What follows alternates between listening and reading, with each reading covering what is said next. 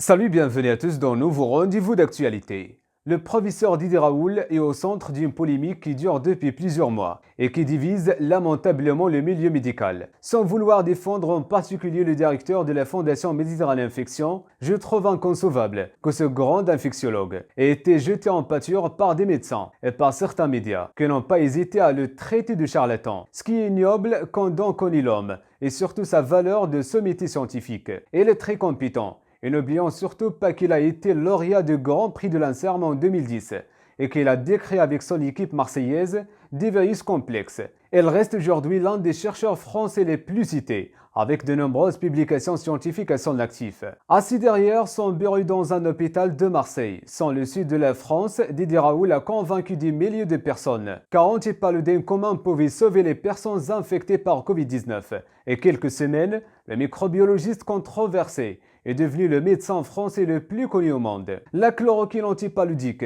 et son composé apparenté, l'hydroxychloroquine, ont fait l'objet de débats intenses en France depuis que Raoult, directeur d'un hôpital universitaire à Marseille, a annoncé fin février des résultats prometteurs sur un petit échantillon de patients. Depuis lors, des gens font la queue devant son hôpital pour se faire soigner, malgré les avertissements de la communauté scientifique concernant les problèmes avec la façon dont Raoult a conçu et mené ses essais, dont les résultats n'ont pas été examinés par des pairs avant la publication. L'équipe de Raoult a examiné un petit nombre de patients et a choisi ceux qui ont reçu un traitement contre le paludisme et ceux qui ne l'ont pas fait. Cela rentre avec la pratique standard dès les essais cliniques d'affecter au hasard les patients au groupe de traitement ou de contrôle pour éviter les billets. Les scientifiques n'ont pas non plus collecté de données complètes sur certains patients, ne suivant pas le protocole d'étude qu'ils avaient conçu. La chloroquine et ses composés ont été utilisés pour traiter les patients de Covid-19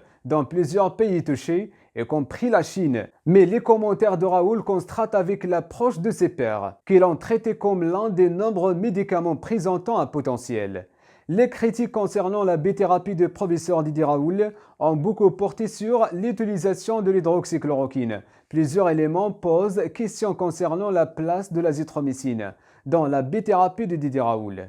C'est la fin de ce rendez-vous. N'oubliez pas de réagir sur la section de commentaires et d'activer la cloche de notification. Merci et à très bientôt.